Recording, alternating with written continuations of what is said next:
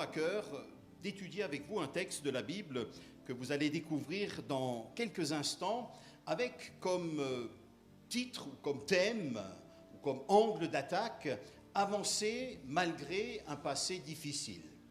Avancer malgré un passé qui peut être compliqué. Quand on regarde un petit peu nos vies, nous avons tous des casseroles. En ce moment, c'est de circonstance chez nous, avec les casserolades en France. Et dans nos vies, eh bien, parfois, ça fait aussi du bruit. On a des casseroles. Personne n'est indemne.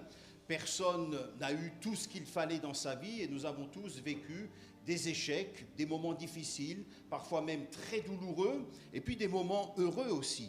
Mais parfois, ces moments que nous avons vécus dans notre existence et que nous vivons peuvent littéralement nous bloquer, comme cette femme que j'ai rencontrée l'année dernière lors d'une tournée en France, une dame qui avait perdu son mari, qui était très liée à son époux.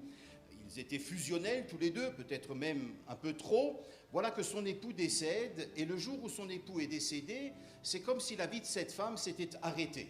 Du jour au lendemain, elle vivait dans le passé. Sans cesse, c'était radio-nostalgie. Et quand je l'ai rencontrée 2 ans après le décès de son époux, eh bien, elle était là, elle vivait toutes ses journées en ressassant, en repensant aux bons moments qu'elle avait vécu avec son mari. Et elle ne vivait plus, elle vivotait. C'était une morte vivante, un petit peu.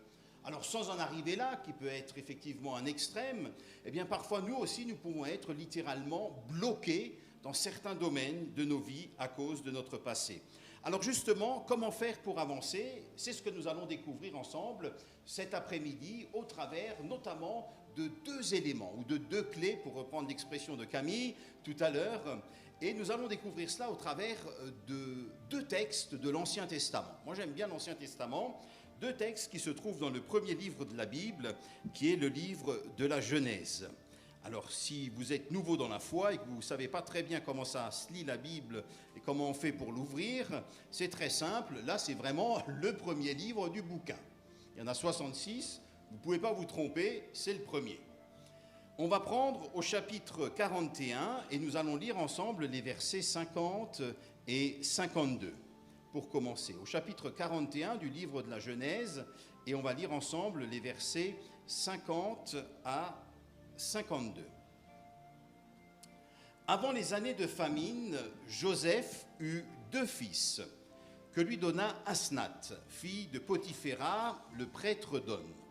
Joseph appela l'aîné Manassé, car dit-il, « Dieu m'a fait oublier toutes mes peines et toute ma famille. » Et il appela le second Éphraïm, car dit-il, « Dieu m'a donné des enfants dans le pays de mon malheur. » Et puis un deuxième passage, toujours dans le même livre, au chapitre 48, cette fois-ci un petit peu plus loin, au chapitre 48 du livre de la Genèse, et nous prenons à partir du verset 8 jusqu'au verset 22.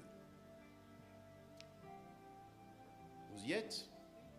Puis Israël, c'est-à-dire Jacob, regarda les fils de Joseph et demanda, « Qui sont ceux-ci » Joseph répondit à son père, « Ce sont mes fils. Dieu me les a donnés ici. » Israël dit, « Fais-les approcher de moi pour que je les bénisse. » La vue d'Israël avait baissé à cause de la vieillesse, il ne voyait plus bien. Joseph les fit approcher de lui et Israël les embrassa et les étreignit tendrement. Israël dit à Joseph, « Je ne pensais pas revoir ton visage, et voilà que Dieu me fait même voir ta descendance. » Verset 12, Joseph les retira des genoux de son père et se prosterna jusqu'à terre devant lui. Puis il les prit tous les 2 par la main, il tint Éphraïm de la main droite, de telle sorte qu'il était à gauche d'Israël, et Manassé de la main gauche, de telle sorte qu'il était à droite d'Israël, et il les fit approcher de lui. Israël tendit sa main droite et la posa sur la tête d'Éphraïm, qui était le plus jeune, et il posa sa main gauche sur la tête de Manassé. Ce fut intentionnellement qu'il posa ses mains ainsi, car Manassé était l'aîné. Il bénit Joseph et dit que le Dieu devant lequel ont marché mes pères, Abraham et Isaac, le Dieu qui a pris soin de moi depuis que j'existe jusqu'à aujourd'hui, l'ange qui m'a délivré de tout mal, bénisse ces garçons, que mon nom et celui de mes pères, Abraham et Isaac, subsistent à travers eux et qu'ils se multiplient abondamment à l'intérieur du pays. Waouh, quelle bénédiction! Joseph vit avec déplaisir que son père posait sa main droite sur la tête d'Éphraïm. Il prit la main de son père pour la détourner de la tête d'Éphraïm et la diriger sur celle de Manassé. Joseph dit à son père, « Ce n'est pas juste, mon père, car c'est celui-ci qui est l'aîné. Pose ta main droite sur sa tête. » Son père refusa et dit, « Je sais, mon fils, je sais. Lui aussi donnera naissance à un peuple. Lui aussi sera grand, mais son frère cadet sera plus grand que lui. Et sa descendance remplira les nations. » Il les bénit ce jour-là. Il dit, « C'est par toi qu'Israël bénira en disant, que Dieu te traite comme Éphraïm et comme Manassé. » Il plaça Éphraïm avant Manassé. Israël dit à Joseph, « Je vais mourir, mais Dieu sera avec vous et il vous fera retourner dans le pays de vos ancêtres. Je te donne une part de plus qu'à tes frères, Sichem, que j'ai prise aux Amoréens avec mon épée et mon arc. » Comment avancer malgré un passé difficile, malgré un passé qui parfois, comme je le disais il y a quelques instants, peut être douloureux? Eh bien, retenez simplement ceci, pour commencer, la réponse se trouve dans les deux noms ou deux prénoms que Joseph va donner à ses enfants. Et je reviendrai là-dessus dans quelques instants pour détailler tout cela. Mais dans un premier temps, on va simplement télécharger rapidement dans notre mémoire vive, parce que parfois nous sommes un petit peu oublieux, on ne sait plus exactement certaines histoires bibliques, télécharger rapidement un petit peu quelques éléments essentiels, importants à propos de Joseph. Alors, l'histoire de Joseph est une histoire extraordinaire puisqu'elle occupe, comme vous le savez peut-être, les chapitres 37 à 50. Ça veut dire qu'un tiers du livre de la Genèse est consacré à ce qu'on appelle la saga ou l'histoire de Joseph. Il est le fils du patriarche Jacob, il est le 11e fils de Jacob, il est le premier-né qu'il a eu avec Rachel, la femme que Jacob aimait, et Joseph, si vous voulez, même si vous voulez beaucoup, c'est un petit peu le chouchou de la famille. Il y a dans toutes les familles un peu des chouchous. Nous avons avec mon épouse 4 enfants, comme je disais à Amos tout à l'heure, l'aîné a 28 ans, le dernier, bien, il est arrivé, ce n'était pas au programme, mais il est arrivé, il se porte très bien, Raphaël, et parfois on dit, ah mais les autres m'ont pu me reprocher une fois ou l'autre que c'était un petit peu le chouchou. C'est vrai que c'est jamais facile en tant que parent, parfois on peut avoir l'un ou l'autre qu'on préfère, même si nous sommes appelés à aimer de manière égale nos enfants. En tout cas, Joseph, c'est vraiment le gros chouchou de la famille, et tout ça, ça va lui causer beaucoup de tort, ça va déclencher la jalousie de ses grands frères, qui un jour vont profiter d'une visite de Joseph pour le vendre à des marchands d'esclaves, tout simplement, et là, il va se retrouver en Égypte où il va être pris par l'intendant de la maison, d'une grande maison, qui s'appelle Potiphar, du Pharaon, et qui va faire de lui l'intendant de sa maison. Là, il va être harcelé par la femme de son maître. Aujourd'hui, on aurait dit que c'est une cougar. Et Joseph va refuser de coucher avec cette femme.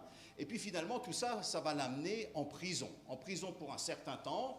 Là, à un moment donné, il va interpréter 2 rêves de 2 serviteurs du Pharaon qui se retrouvent là. Et c'est seulement après bien des années et bien des souffrances et bien du temps passé aussi en prison que enfin Joseph va sortir. Il va interpréter le rêve du Pharaon. Et là, du jour au lendemain, Joseph se retrouve premier ministre d'Égypte. Je ne sais pas si vous réalisez ce que ça représente. Du jour au lendemain, premier ministre, il y a Pharaon, et ensuite le numéro 2 est celui qui dirige tout dans le pays. Eh bien, c'est cet homme. Alors, l'histoire de Joseph, c'est une histoire en réalité extraordinaire, une histoire qui s'étale, comme je le disais, sur 14 chapitres, une histoire pleine d'émotions. Une histoire aussi pleine de rebondissements. On a l'impression de regarder une de ces séries, vous savez, sur Netflix, où il y a tout le temps des rebondissements. Ça avance, vous pensez qu'on est arrivé, qu'il y a enfin le dénouement de l'histoire. Eh bien, chaque fois, il y a quelque chose de nouveau qui vient. C'est une histoire de déchéance, une histoire terrible.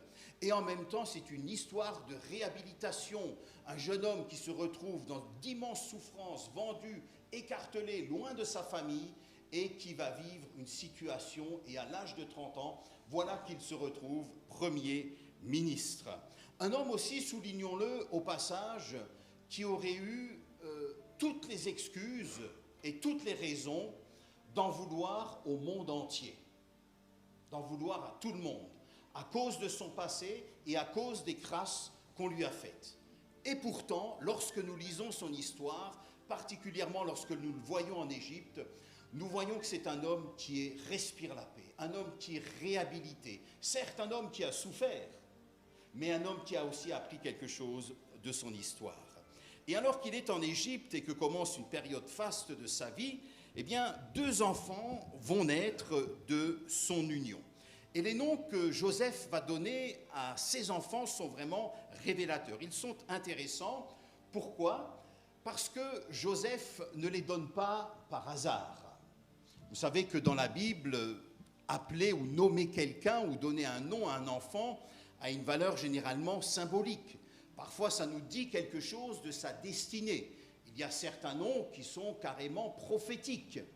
Nous avons 4 enfants. Chacun de nos enfants, nous leur avons donné un nom particulier parce que c'est la conviction que nous avions à ce moment-là. Et notre petit dernier, Raphaël, normalement aurait dû être trisomique. Voilà, puisque lorsque mon épouse était enceinte à ce moment-là, il y avait un fort taux de probabilité qui avait été détecté lorsqu'elle avait fait les examens nécessaires, comme quoi ce serait un enfant trisomique. Et à cette époque-là, nous avions lancé toute une chaîne de prières avec des amis qui ont prié de partout, de France, de Suisse, de Belgique, d'Afrique, d'Haïti, où je suis souvent allé, de la région des Antilles, Martinique, Guadeloupe, etc., qui ont intercédé. Nous ne savions pas ce qui se passait, mais surnaturellement, mon épouse surtout était en paix. Alors je ne vais pas m'étendre sur les circonstances de sa naissance, puisqu'il est né à la maison dans des circonstances bien particulières, mais nous avons eu cette grâce de l'accueillir, et c'est moi qui ai fait l'accouchement du reste, même si ce n'était pas au programme, et d'avoir un enfant en pleine santé. Et nous sommes tellement reconnaissants à Dieu. Et nous l'avons appelé Raphaël, pourquoi ? Parce que ça vient d'une racine hébraïque, Rapha, qui signifie tout simplement que Dieu guérit. Bien sûr, Dieu aurait pu ne pas le guérir, parce que Dieu est souverain, il fait ce qu'il veut. Et dans ce cas-là, il nous aurait accordé une grâce particulière. Mais dans ces circonstances bien particulières, il est intervenu. Tout ça pour souligner que les noms que nous donnons, que les noms que nous trouvons dans la Bible, disent quelque chose de l'histoire de la personne. Alors Joseph, lui, va appeler son aîné Manassé. On va se concentrer quelques instants sur Manassé. Ce nom hébraïque vient du verbe nacha, qui signifie oublier, priver. Et si Joseph nomme ainsi son aîné, c'est pour indiquer tout simplement qu'une partie de sa vie a été marquée par justement cette déchirure avec ses frères, avec sa famille. Mais il dira ceci: Dieu m'a fait oublier toutes mes souffrances et la séparation de la famille de mon père. Alors comment faut-il comprendre ce passage ? Il y a des théologiens, des exégètes, c'est-à-dire des personnes qui étudient la Bible en profondeur, qui aiment cela, qui ont réfléchi. Et notamment le théologien Jean Calvin, que vous connaissez probablement, qui a profondément marqué l'Europe et qui, avec d'autres réformateurs, ont en leur temps apporté un réveil dans nos contrées, dans nos régions. Eh bien, le réformateur Calvin était particulièrement dur.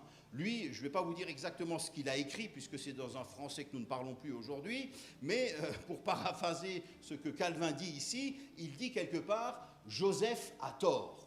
Le gars, ça c'est moi qui le rajoute, c'est pas Calvin, mais il dit, il se retrouve en Égypte, il est pris par les honneurs, il est pris par le faste, il est pris par tout ça, et il en vient complètement à oublier sa famille.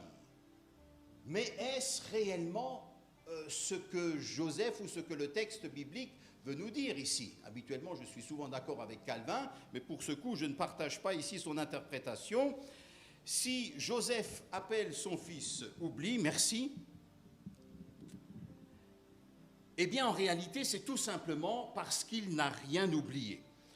En l'appelant ainsi, c'est justement pour qu'il n'oublie pas. Pour qu'il n'oublie pas, le prénom de son fils, d'ailleurs, lui rappellera sans cesse l'oubli. Comment oublier un passé comme celui de Joseph? D'ailleurs, la suite des chapitres nous le montre bien, Joseph n'a absolument rien oublié. Et donc, s'il appelle oubli, c'est justement pour s'en souvenir, mais on voit aussi dans l'attitude de Joseph que Joseph est un homme pacifié et que c'est un homme qui a réussi à tirer un trait sur son passé. De la même manière que nous avons appelé notre fils Raphaël, et en l'appelant Raphaël, même si on l'appelle souvent Raph ou Rafi, eh bien de temps en temps nous nous rappelons de son histoire. Et lui-même aussi se rappelle de son histoire. C'est l'occasion de se rappeler de ce que Dieu a fait à un moment donné dans son histoire, puisque vous le savez, l'être humain est particulièrement oublieux. Il y a du bon dans l'oubli, mais parfois il y a des choses aussi dont il faut se rappeler. Alors nous avons là une indication précieuse. Pour avancer dans la vie, une des clés, c'est l'oubli. Et c'est le premier point sur lequel j'aimerais insister cet après-midi. Pour avancer dans la vie, une des clés, c'est l'oubli. C'est un enseignement que nous retrouvons tout au long de la Bible. Si vous prenez par exemple le livre du prophète Ésaïe, alors que le peuple d'Israël se retrouve en captivité, les prophètes vont venir parfois pour les reprendre, mais toujours pour leur donner espoir. Et ils diront à un moment donné, ne pensez plus aux choses anciennes. Je vais faire une chose nouvelle. Dans l'Évangile, on retrouve exactement la même idée. Dans l'Évangile où il nous est dit ceci, à ce jeune homme qui veut suivre Jésus, au disciple qui veut suivre Jésus, mais veut d'abord enterrer son père, le Christ dira, laisse les morts enterrer les morts. Ça veut dire quoi ? Ça ne veut pas dire, bien sûr, que Jésus soit contre les enterrements, absolument pas. Mais ce qu'il veut dire tout simplement par là, c'est qu'il faut savoir mettre de côté notre passé, nos projets, pour pouvoir nous tourner vers l'avenir. Et l'apôtre Paul a un enseignement qui est exactement similaire. Lorsque dans l'épître aux Éphésiens, il dira ceci, au chapitre 3, versets 13 et 14, « Je fais une chose, oubliant ce qui est derrière, et me portant vers ce qui est devant, je cours vers le but pour remporter le prix de l'appel céleste de Dieu en Jésus-Christ. » Vous le savez, Paul, lui aussi, avait des casseroles, puisqu'il a persécuté l'Église pendant longtemps. Et pourtant, il dira dans cet épître, oubliant ce qui est en arrière, je me projette vers devant. Nous le disions tout à l'heure, et je le souligne à nouveau quelques instants, tant de personnes sont prisonnières de leur passé. Combien de fois on discute avec des gens, que ce soit dans notre société, que ce soit au travail, mais parfois aussi dans les églises, et on le voit, c'est très intéressant parce que vous savez, lorsque quelqu'un parle d'un sujet et qu'il revient sans cesse sur le même sujet, notamment sur son passé, sur les choses qui ont été difficiles, dont il a été victime, ça veut dire quelque chose. Jésus dira que c'est de l'abondance du cœur que la bouche parle. Et quand nous parlons beaucoup de certains sujets, c'est pas bien ou mauvais, mais ça veut dire tout simplement, ça nous montre ce qu'il y a dans notre cœur, ce qui nous anime à un certain moment donné. Et bien des personnes sont prisonnières de leur passé et elles n'arrivent pas à avancer. Or, pour avancer, il faut oublier. Mais pour oublier, il faut d'abord avoir réussi à pardonner, à tirer un trait sur son passé. Et apparemment, c'est le cas pour Joseph. Joseph est un homme qui a réussi à tirer un trait sur son passé. On le voit dans tous les chapitres. On voit qu'il a pardonné à ses frères. Et même s'il va leur faire toutes sortes de choses, on peut se dire, a-t-il réellement pardonné ? Tout à l'heure, j'étais dans la voiture et j'étais en train d'écouter toute la saga de Joseph dans mon véhicule, tout simplement, pour me remémorer un petit peu son histoire. Eh bien, tout nous montre, dans la vie de cet homme, qu'il est pacifié, qu'il est en paix. Il est en paix avec lui-même, il est en paix avec Dieu, et par conséquent, il est en paix aussi avec son passé. Et quand on est en paix, apaisé par rapport à son passé, on peut avancer dans la vie.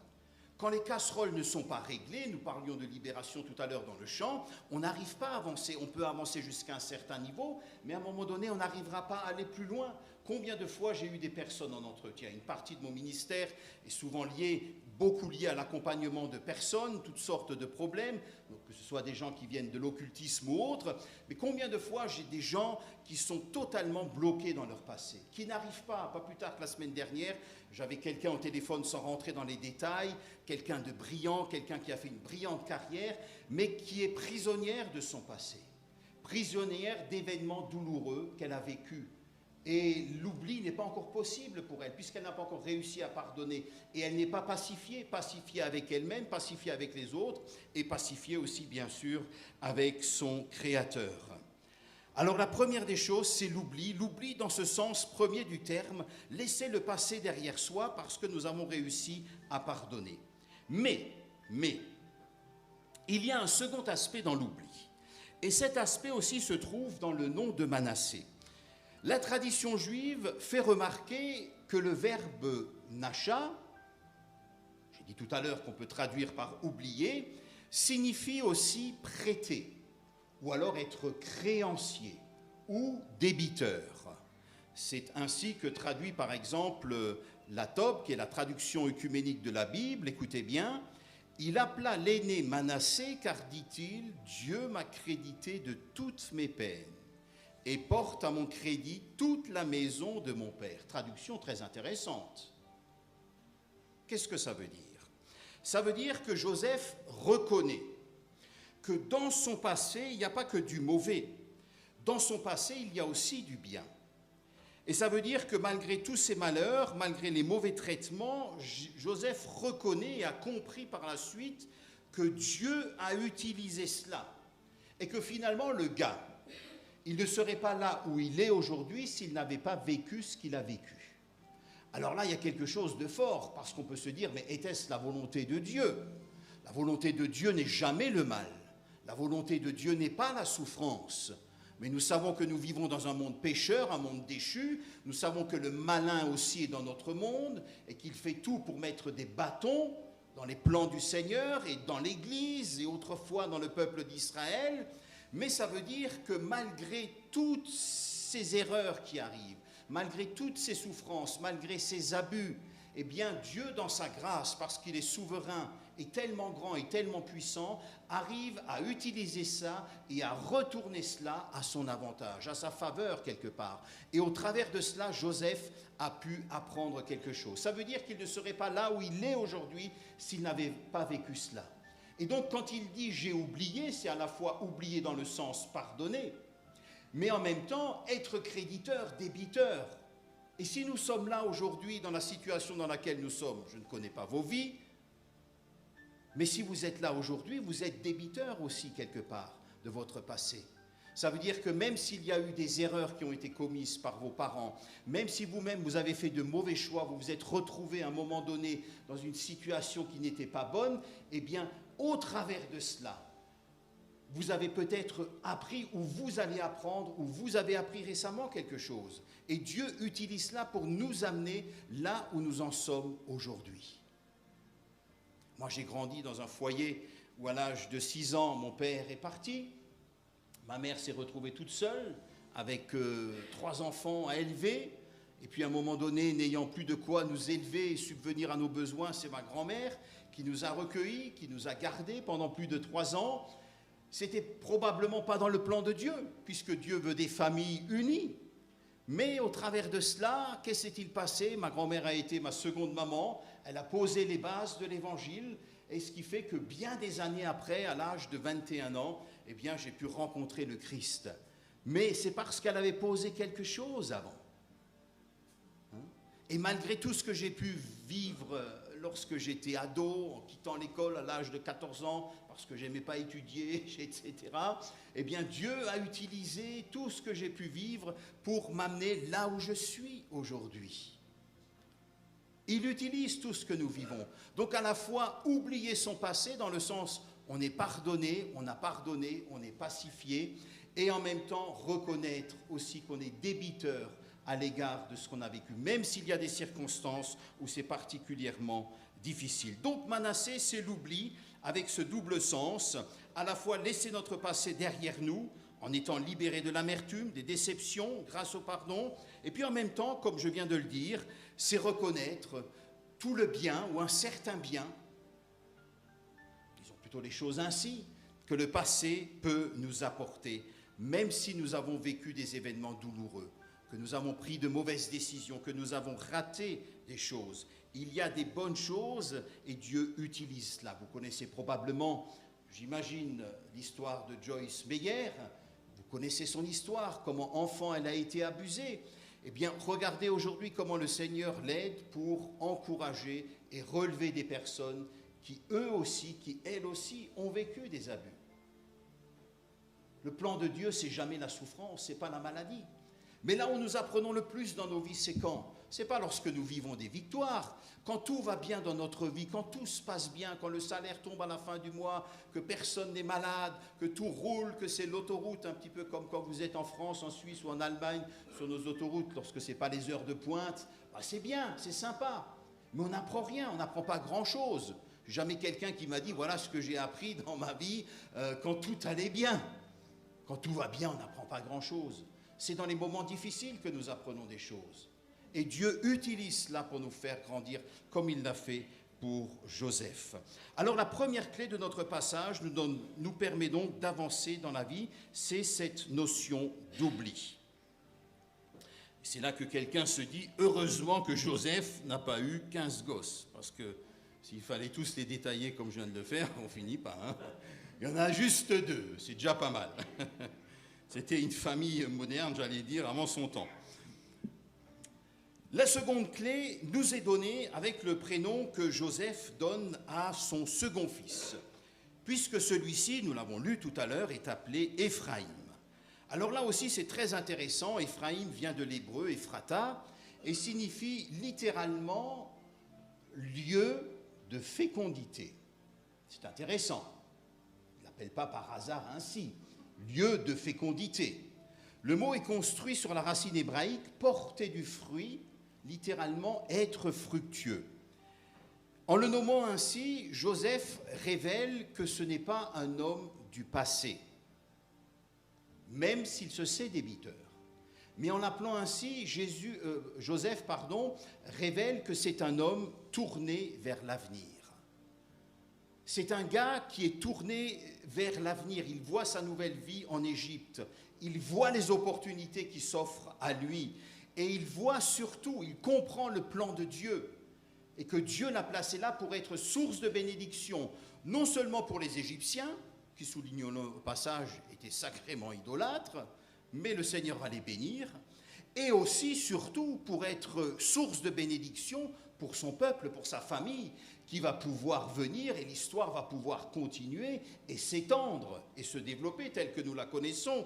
Joseph est un homme qui sait saisir les opportunités. C'est maintenant pour lui le temps de la multiplication, de la fécondité. C'est le temps vraiment en Égypte où il va pouvoir développer tous ses dons, tous ses talents.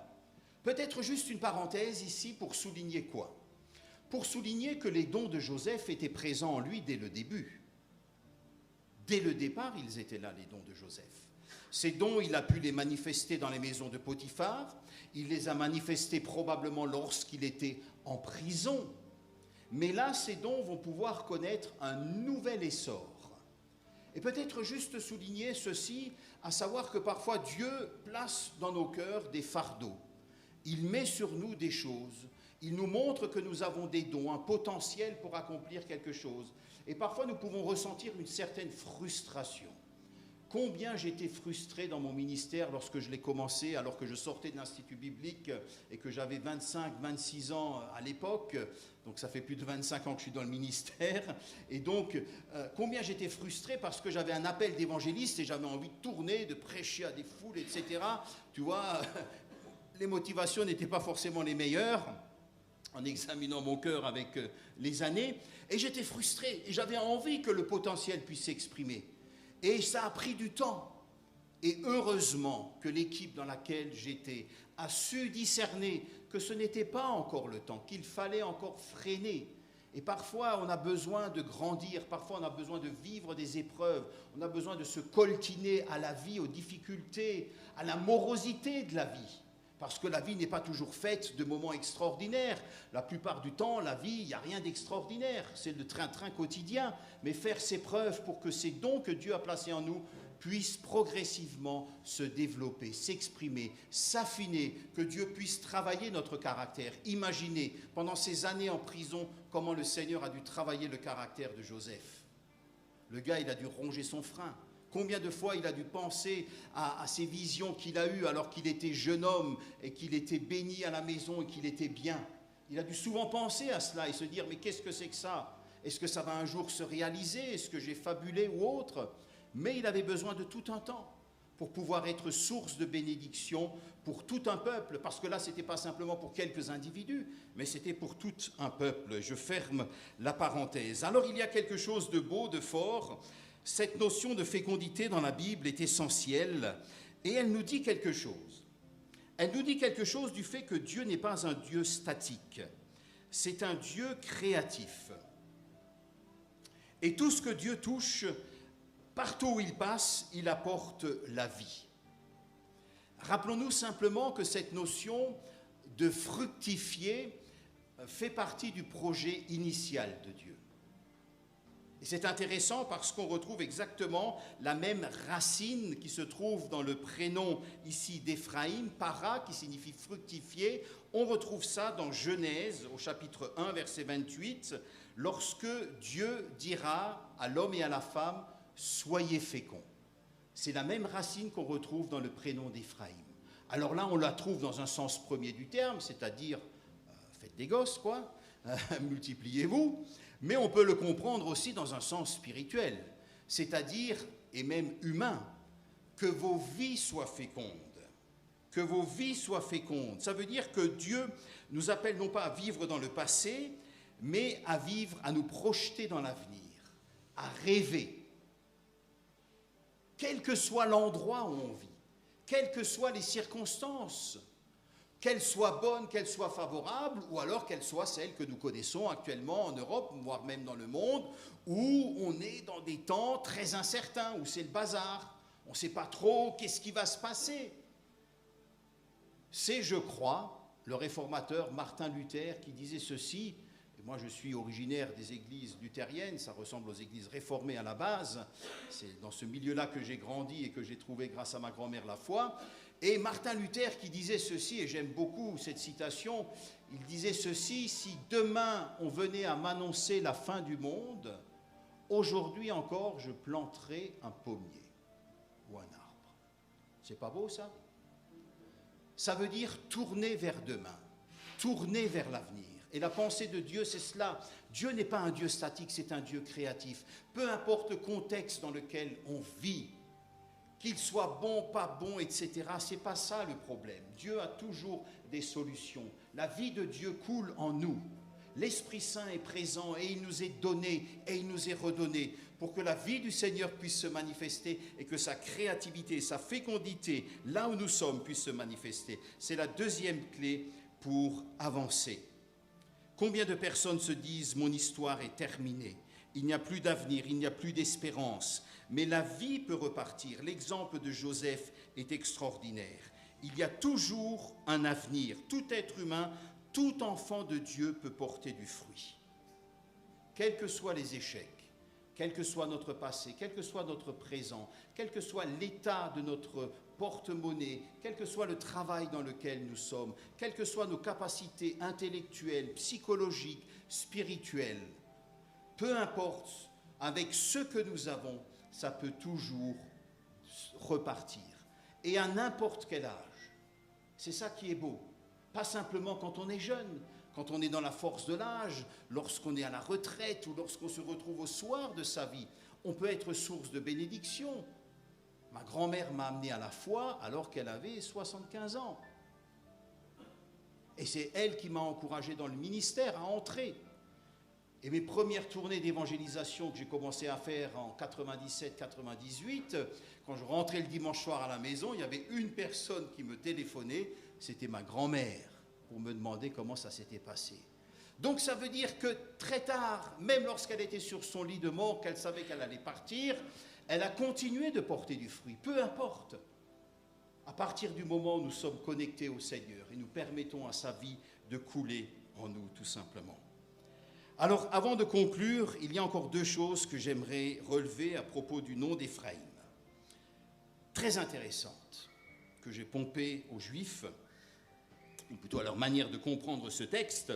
La première, c'est que certains Juifs, au début de chaque sabbat, le vendredi soir, reprennent les paroles de bénédiction de Jacob sur ses deux petits-fils.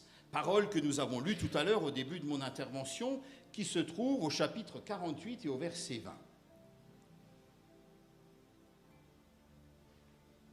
Puisse l'Éternel faire que tu sois à l'image d'Éphraïm et Manassé.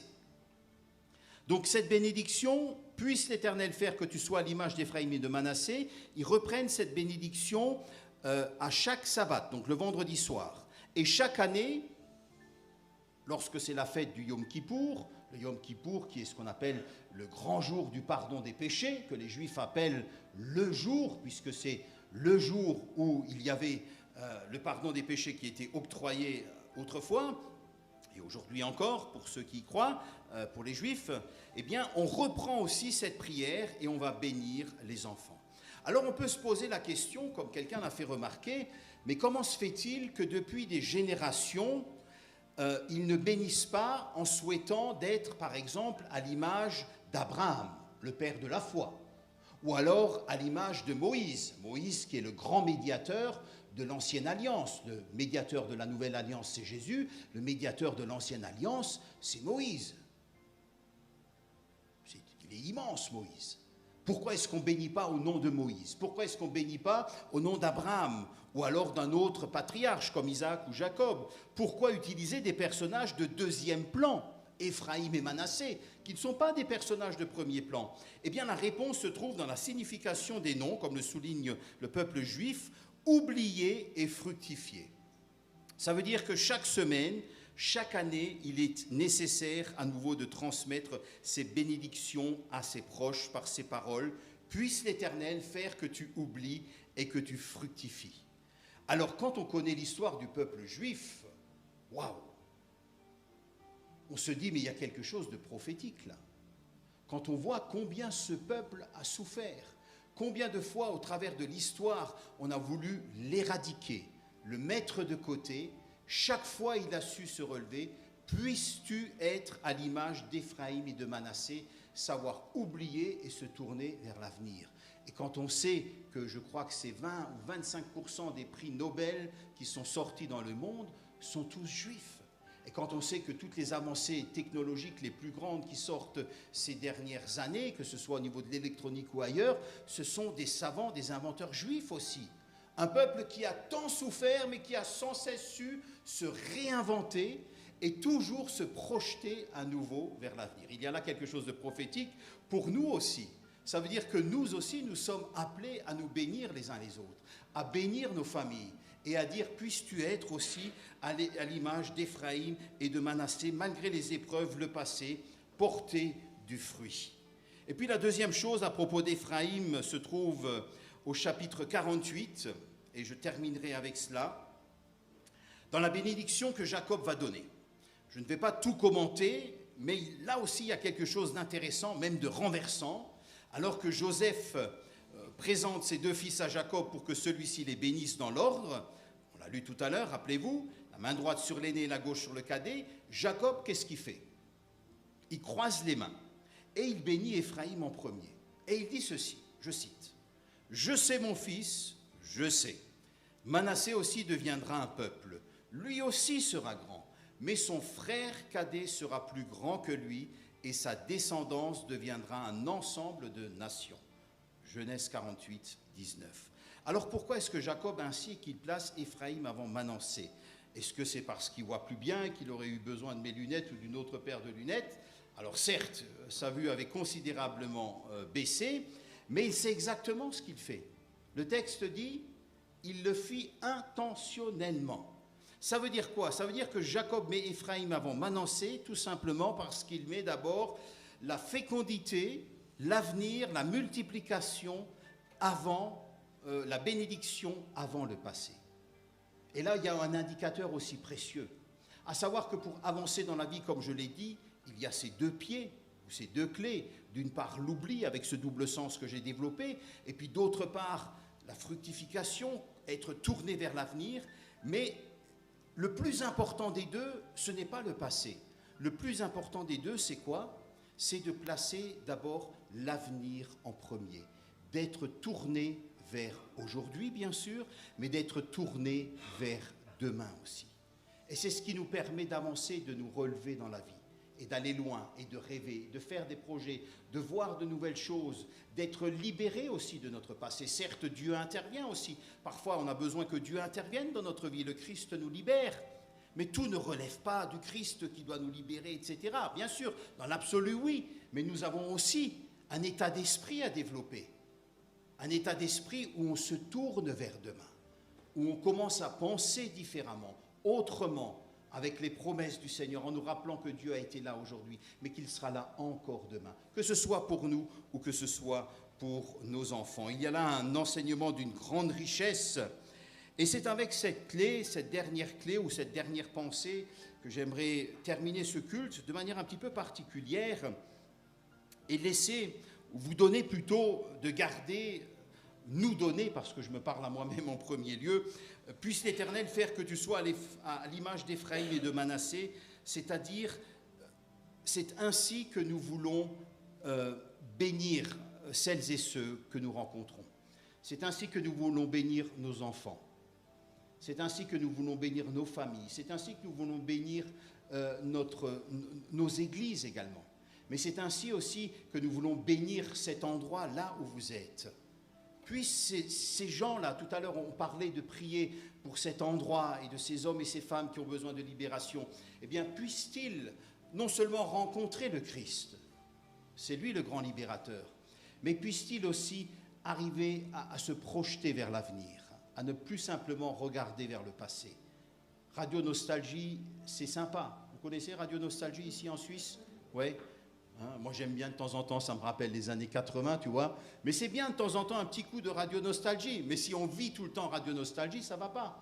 Il y a des chrétiens, il y a des églises, constamment c'est Radio Nostalgie. Ah, c'était mieux il y a 20 ans. Ah, il y a 30 ans, on a connu un réveil. Ah, il y a 50 ans, il s'est passé ceci. Ah, il y a 2 ans, j'ai vécu ça. C'est bien, on en est reconnaissant. Si nous sommes là aujourd'hui, c'est peut-être grâce à ça. Mais aujourd'hui, nous continuons de regarder vers, non pas vers le passé, mais nous regardons vers devant. Quel que soit notre passé, notre histoire, nos échecs, nos épreuves, il y a toujours un espoir, un avenir. Nous marchons non pas le regard tourné en arrière. Le rétroviseur, c'est bien quand vous êtes en voiture, mais pour vivre, c'est pas bon. Pas trop de rétroviseur, un petit peu de temps en temps. Nous marchons par la foi. Amen. Et puis on se rappellera peut-être que celui qui fructifie nos vies et celui qui nous permet d'avoir des vies fructueuses aujourd'hui, c'est le Christ. Amen. C'est grâce au Christ, c'est parce que le Christ est venu, parce qu'il a donné sa vie pour nous, qu'aujourd'hui nos vies peuvent être fructueuses et que l'Esprit Saint peut nous être communiqué et nous est communiqué. Et c'est pour cela que nos vies peuvent fructifier. Ce n'est pas du développement personnel que nous proposons, c'est le développement que le Seigneur nous propose et nous invite à vivre au travers de sa parole. Alors ce que j'aimerais faire pour terminer maintenant, nous allons faire des petits groupes, des groupes de 3, et je vais vous demander de vous mélanger. Donc ne le faites pas tout de suite, s'il vous plaît, je vous donne juste la procédure. Vous allez vous mélanger, ça veut dire que si vous êtes ici à ma gauche et vous à ma droite, eh bien vous allez tourner un petit peu. Si vous êtes en couple, eh bien séparez-vous, juste pour l'exercice, bien entendu. Hein, et vous vous mettez par 3 un petit peu. Peut-être même aller vers quelqu'un que vous ne connaissez pas trop bien. Quelqu'un que vous découvrez, quelqu'un qui est peut-être là pour la première fois, je ne sais pas, eh bien vous vous mettez par 3. Et qu'est-ce que vous allez faire par 3? Eh bien l'objectif, on va faire un petit temps de silence de 2 minutes, ok?